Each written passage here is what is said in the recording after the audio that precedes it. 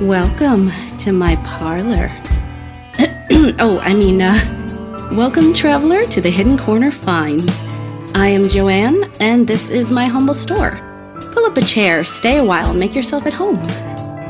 What? Oh, you want to know what I'm selling? Everything and anything. Well, in short, I have a passion for Ugh, why did it just bleep me? All I said was I have a passion for picking, I said. Yeesh. You can't say anything on YouTube these days without this censorship. Anyways, as I was saying, I have a passion for picking. For me, there is nothing more satisfying than finding a unique and forgotten item and uniting it with someone who will really appreciate it for years to come. Whether it's a soapstone carving, an old book, or simply a mug to make you laugh, I try and find something for everyone. My goal is to make you a confident buyer. Older items often have a lifetime of stories to tell. I strive to describe the good as well as the bumps and bruises they've experienced along the way. It's important that the pictures reflect what you will receive. To that end, I always encourage questions and will do my best to respond as quick as possible. Appreciate you stopping by the store. If you can't find what you're looking for, please don't hesitate to contact me. I'm always looking for new ideas and will keep an eye out for your item in my travels. God damn it! Honey, what the f happened to my action figure collection? Whoops, gotta go. Bye. Hey guys, and welcome back to a review of another action figure. The date is April 12th, 2025. Now, well, I started this as Toy Thursday, but because it's Saturday, the last 2 days have been kind of chaotic in a good way. So I don't have a clever title for this. Like I thought about Statue Saturday, but these are not really statues. Um, Anyway, we can call it Sister Warrior Saturday because we are looking at old action figure. This is the action figure of the warrior non Arelas, uh, Ariela, uh, Areola. I don't know. I have no idea how you're supposed to pronounce this. This was supposed to be like a anime or cartoon or something, and I think the anime didn't actually happen, or maybe it did, but back in the 1998, this was like in a comic book published by Antarctic Press, and it's about the holy order of warrior nuns that fight evil and put the Catholic Church in a really good light. Now, I don't consider myself a religious person. I am very spiritual, but I'm not religious. But whenever we have nuns or monks or priests or people like that in action figures, I get pretty excited because we don't have a lot of those.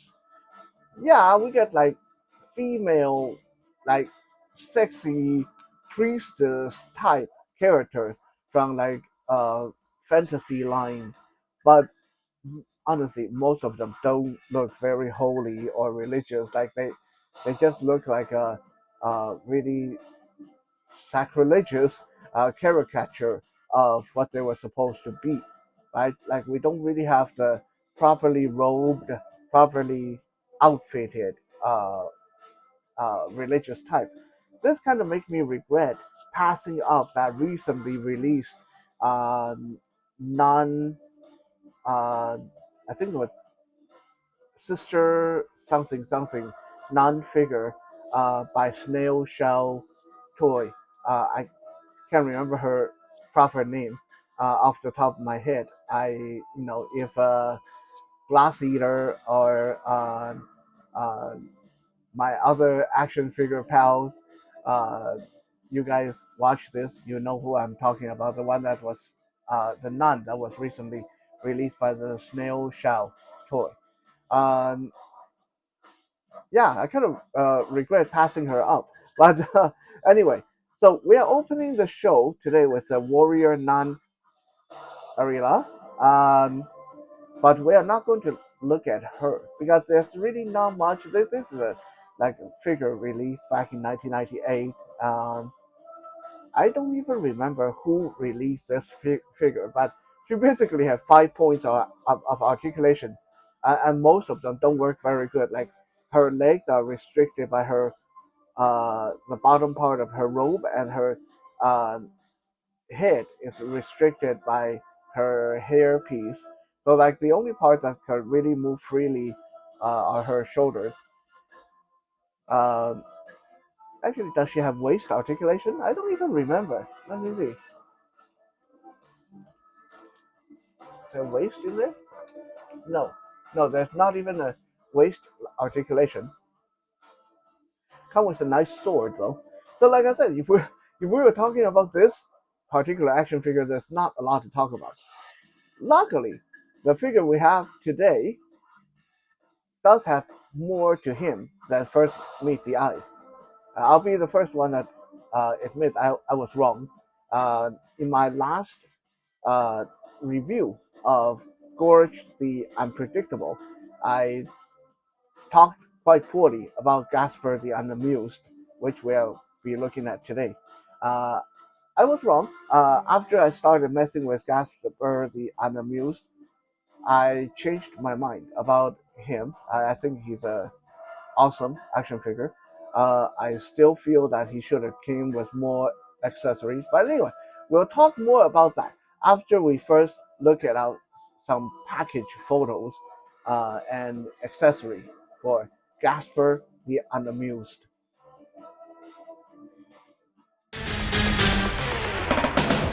Gassppar the Unamused came in the standard Mythic Legions package, which is extremely collector friendly. You can open the package, take the figure out, put the figure back in, and seal it back up without damaging anything. In the front, there's a big window letting you see the figure inside. On the back, there are some lore of the Mythic Legion world in general. The bio for the figure is on one side of the package. We'll talk about the bio in a little bit, but first let's look at inside. Inside you get the figure, 2 heads, including the one on the figure, 6 hands, including the 2 on the figure, removable monk's cloak, nunchaku, staff, little figurine, and removable prayer beads. Overall, not a bad assortment, although if you got the original convention exclusive, it also came with extra head and legs to make it into a dwarven character. Unfortunately, I don't have it in this set.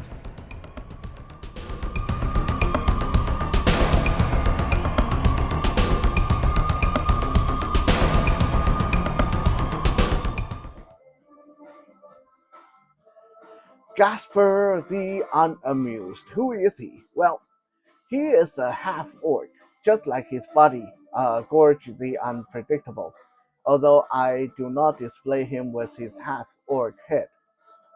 Um, Gasspar is a half-orc that was born in the region of Xylernia.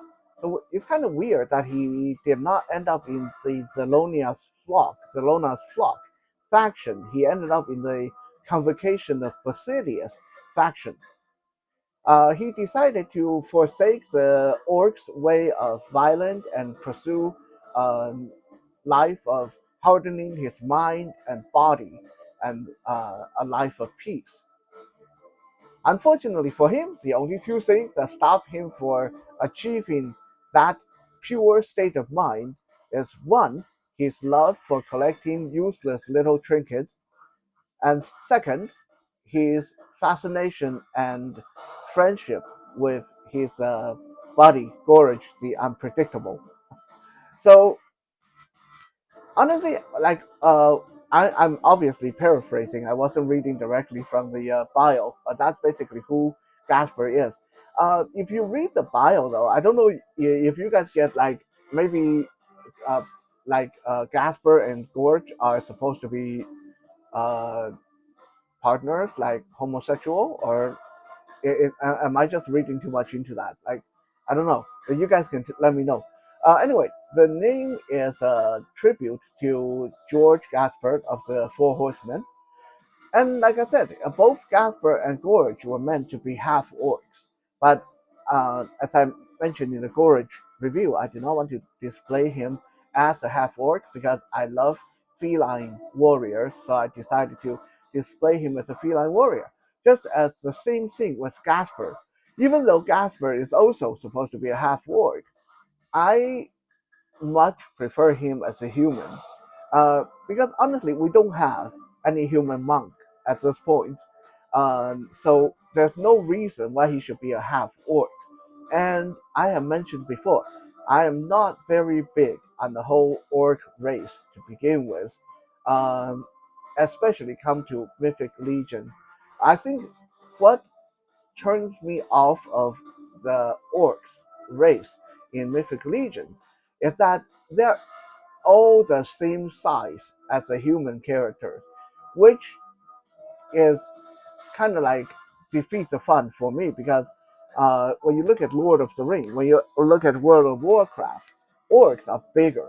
Like, well, the Uruk-hais were bigger, and in World of Warcraft, the orcs were definitely bigger.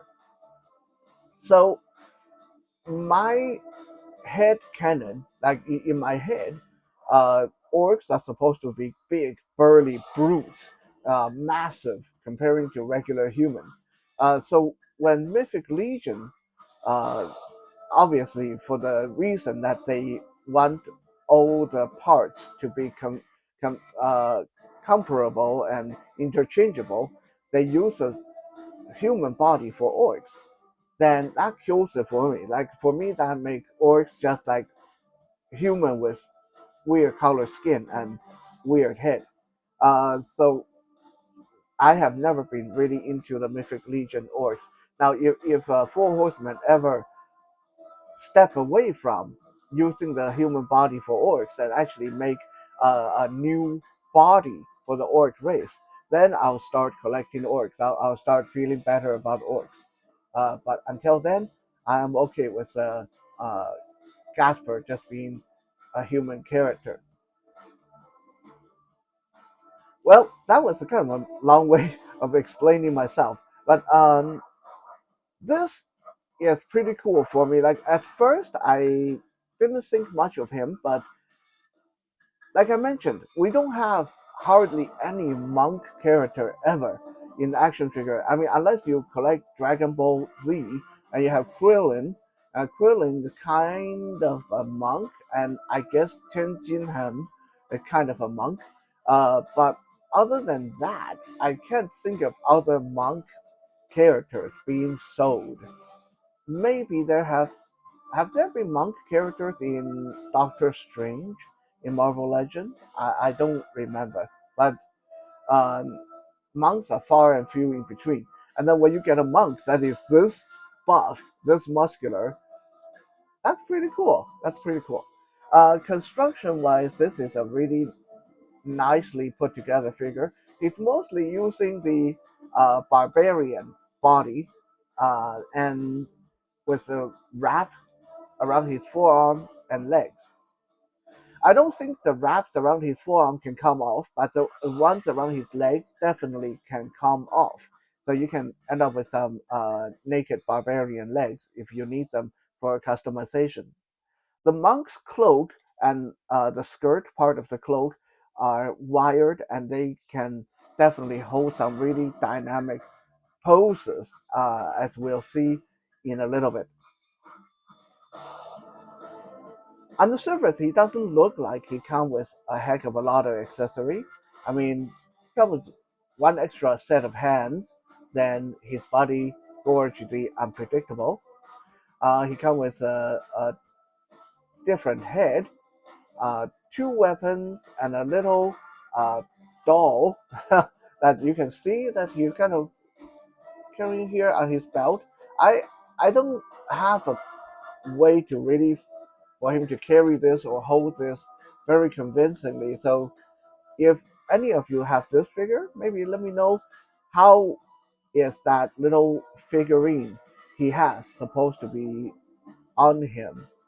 Um, at first, you might feel that kind of what the hell? Why does he come with a little toy? But until you read his bio and you realize that he likes to collect useless little knickknacks, and I think that is definitely like a nod to all of us action figure collectors. So this is a character, not just like a interesting design, but he's also full of little Easter eggs and nods to people and the collecting hobby in general. So I think it makes this a very cool figure to have. Now let us look at some posing photos before we come back and I'll talk a little bit more about this character.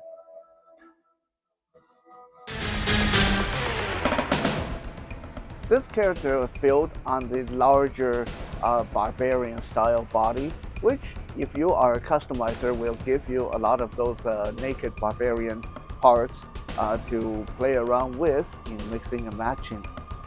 Size-wise, it's very comparable to some of the large-ish Marvel Legend characters like Luke Cage, Hyperion, and people who use that kind of Superman-ish physique. So this is a very well-built monk. Articulation works pretty smoothly, although articulation has never been a strong suit of Mythic Legion. So it is a little bit unfortunate because a martial art monk should be able to go into some really cool martial art poses.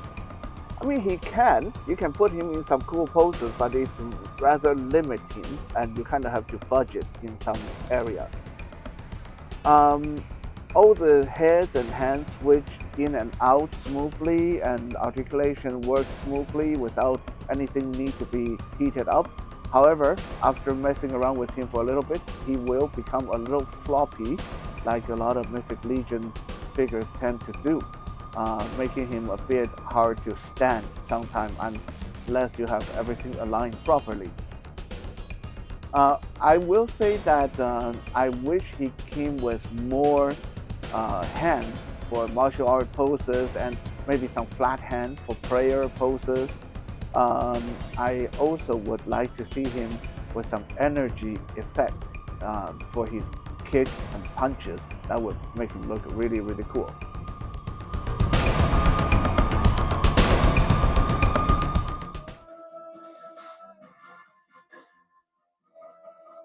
So as I mentioned in the Gorge, the unpredictable review I did earlier this week, I talked pretty harshly about this Gasspar the Unamused figure.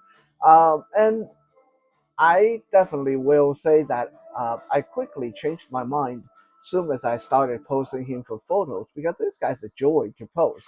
He's really well balanced and can, even though articulation is a bit of an issue, you can pull off some cool Shaolin monk, kung fu monk poses with this guy.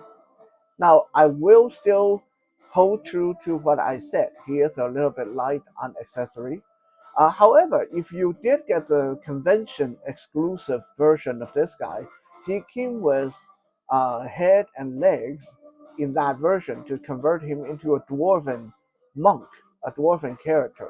So I think in that case, the accessory would have been really well mapped out. But because this is a regular version, we don't have those extra parts, so he ends up just a little bit light on accessory.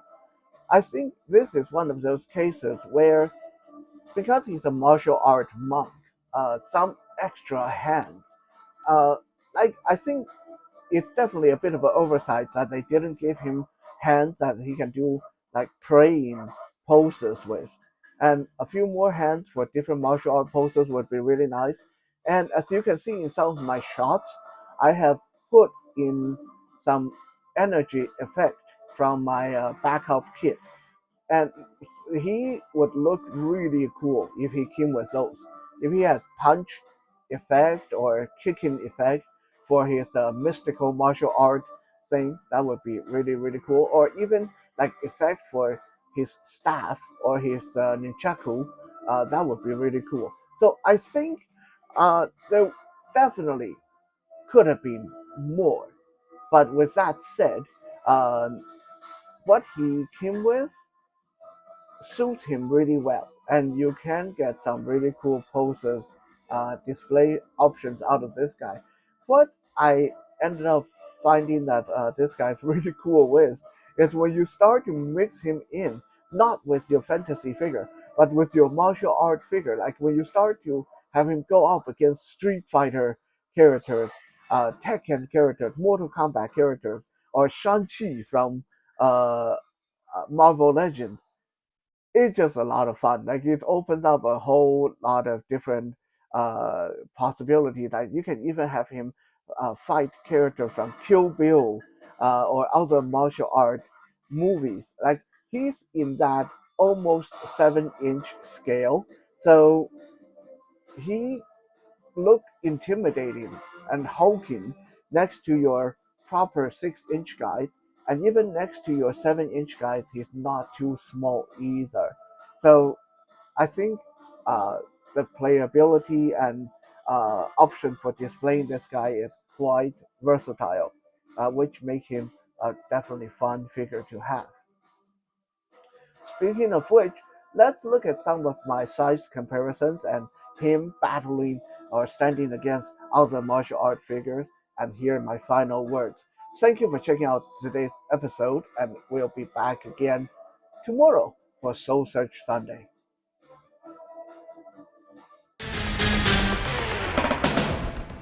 Honestly, when I first got this guy, I didn't think I liked him that much. Even after I took him out of the package, initially I was thinking, man, this guy's kind of boring. He is a monk, he's muscular, and comes with a couple of weapons, and that's about it. But then once I started messing around with him and posting him in martial art poses, acrobatic poses, he's so well balanced, and he can even do handstand unassisted. It's so much fun. And he can go up against all kind of martial art characters like Mortal Kombat, Tekken, Street Fighter, Marvel Legends, and he's just big enough to look intimidating and give most of those martial artists a really good challenge. Even though articulation is not his strong suit, what's there works really well, and he can pull off some really good balancing acts without having to be on a support stand. So yeah, he is a little bit of a hand candy, and I highly recommend this guy.